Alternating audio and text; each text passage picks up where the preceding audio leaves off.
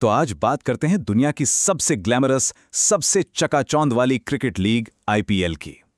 लेकिन हम इसकी चमक दमक की नहीं, बल्कि इसके बनने के पीछे की उस कहानी की बात करेंगे जो किसी थ्रिलर फिल्म से कम नहीं है। इसमें ग्लैमर है, पैसा है, जबरदस्त पॉलिटिक्स है और धोखा भी।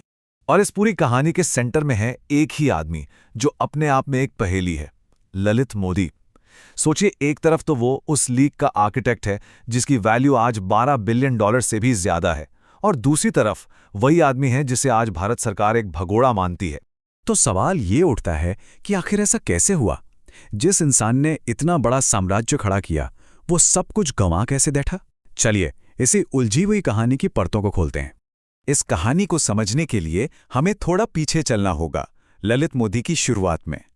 वो मोदी एंटरप्राइजेज जैसे एक बेहद अमीर बिजनेस परिवार से तो थे, लेकिन उनकी फितरत हमेशा से ही बागी वाली थी। 1963 में एक बहुत ही अमीर परिवार में पैदा हुए, मतलब बचपन से ही अल्ट्रा रिच लाइफस्टाइल। लेकिन उनका रवैया हमेशा से ही सिस्टम के खिलाफ रहा। स्कूल में अनुशासनहीनता, किडनैपिंग की धमकियों की वजह से बार बार स्कूल बदलना, और फिर हद तो तब हो गई जब 1985 में अमेरिका में ड्रग्स और मारपीट के आरोप में उनकी गिरफ्तारी हुई।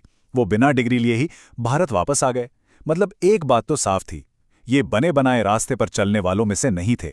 अब भारत लौटकर फैमिली बिजनेस में उनका मन कहाँ लगना था?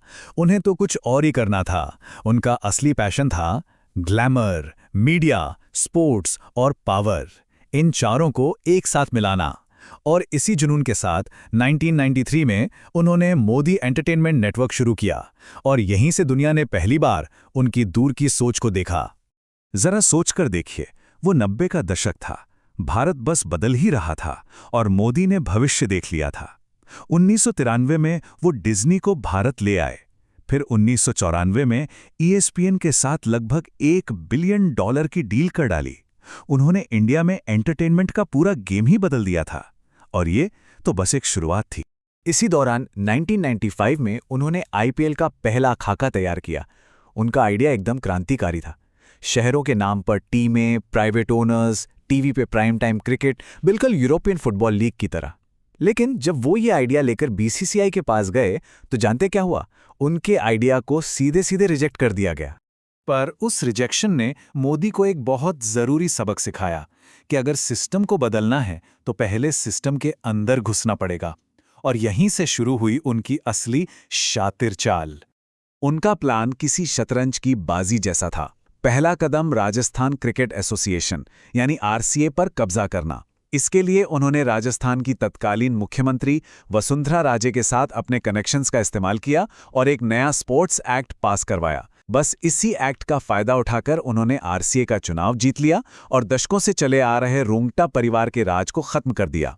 इसके बाद उन्होंने BCCI प्रेसिडेंट के चुनाव में शरद पवार को सपोर्ट किया। जब पवार जीते तो इनाम में मोदी को बनाया गया BCCI का वाइस प्रेसिडेंट।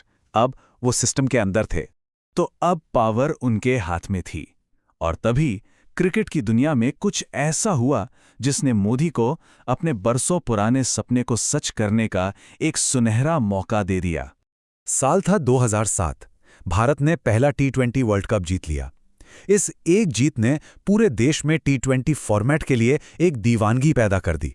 ऐसी दीवानगी जो पहले कभी नहीं देखी गई थी। मोदी तुरंत समझ गए, यही है वो पल, यही है सही मौका। और फिर जो हुआ वो किसी जादू से कम नहीं था। मोदी और उनकी टीम ने सिर्फ 8 महीनों में एक आइडिया को हकीकत में बदल दिया।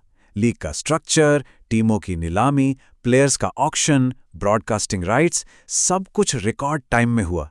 ये एक ऐसा मिशन था जो सुनने में नामुमकिन लगता था, पर उन्होंने इसे मुमकिन कर दिखाया।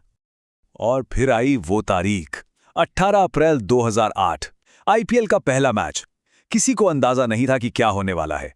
और फिर ब्रेंडन मैकलम ने सिर्फ 73 गेंदों पर 158 रन ठोक दिए, वो भी नॉट आउट। वो सिर्फ एक पारी नहीं थी, वो एक धमाका था। एक ही रात में पहले ही मैच में IPL ब्लॉकबस्टर हिट हो चुका था।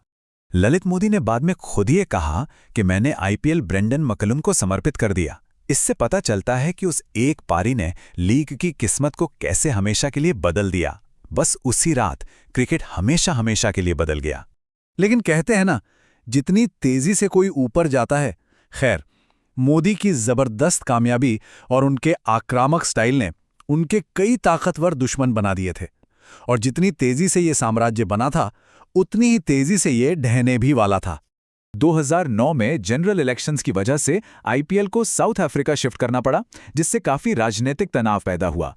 लेकिन असली भूचाल तो 2010 में आया, जब कोच्चि की नई टीम के मालिकाना हक को लेकर एक ऐसा स्कैंडल सामने आया जिसने भारतीय राजनीति और क्रिकेट दोनों को हिलाकर रख दिया।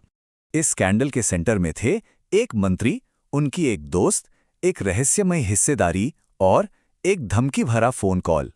ये एक ऐसी कहानी थी जिसने देखते ही देखते पूरे देश में तहलका मचा दिया था। तो विवाद की असली जड़ क्या थी? मोदी ने ट्विटर पर यह खुलासा कर दिया कि उस वक्त के मंत्री शशि थरूर की दोस्त सुनंदा पुष्कर को कोच्चि टीम में 25% की हिस्सेदारी बिल्कुल मुफ्त में दी गई थी। करोड़ों की हिस्सेदारी, बिना एक भी पैसा लगाए। बस इस एक ट्वीट ने एक भयानक राजनीतिक तूफान खड़ा कर दिया।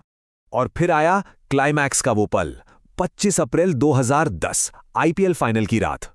जिस टूर्नामेंट को ललित मोदी ने जन्म दिया था, उसी के फाइनल में अपनी स्पीच देने से ठीक पहले उन्हें वित्तीय गड़बड़ियों के आरोप में बीसीसीआई से सस्पेंड कर दिया गया। मतलब जिस आदमी ने ये सब बनाया, उसे उसी के स्टेज से बाहर निकाल दिया गया। इस सस्पेंशन के बाद मोदी के लिए हालात बहुत खराब हो गए। उनके दुश्मन हर तरफ थे और भारत में रहना अब उनके लिए सुरक्षित नहीं था। और यहीं से शुरू होती है उनके देश निकाले की कहानी। देखिए, उनकी सरकारी सिक्योरिटी छीन ली गई थी, उन्हें अंडरवर्ल्ड से जान से मारने की धमकियां मिल रही थीं, और ऊपर से मनी लॉन्ड्रिंग से लेकर बोली में धांधली करने तक के गंभीर आरोप लग रहे थे। इन सब वजहों से 2010 में वो देश छोड़कर लंदन चले गए और फिर कभी वापस नहीं आए। और आज की सच्चाई यही है, यही विरोधाभास है। एक तरफ आईपीएल की ब्रांड वैल्यू $12 बिलियन से भी ज्यादा है, ये दुनिया की सबसे बड़ी क्रिकेट लीग है, और दूसरी तरफ इसका बनाने वाला ललित मोदी एक भगोड़े की जिंदगी जी रहा है, और आज आईपीएल से उसका दूर दूर तक कोई लेना देना नहीं है। तो ये कहानी हमें एक आखिरी सवाल पर लाकर छोड़ देती है। क्या ललित मोदी एक जीनियस विजनरी थे जिसने क्रिकेट की दुनिया ही बदल दी, या फिर वो एक ऐसे आर्किटेक्ट थे जो अपनी ही बनाई हुई ऊंची इमारत के नीचे दबकर रह गए? शायद इसका जवाब इन दोनों के कहीं बीच में है, और उनकी विरासत हमेशा एक बहस का मुद्दा बनी रहेगी।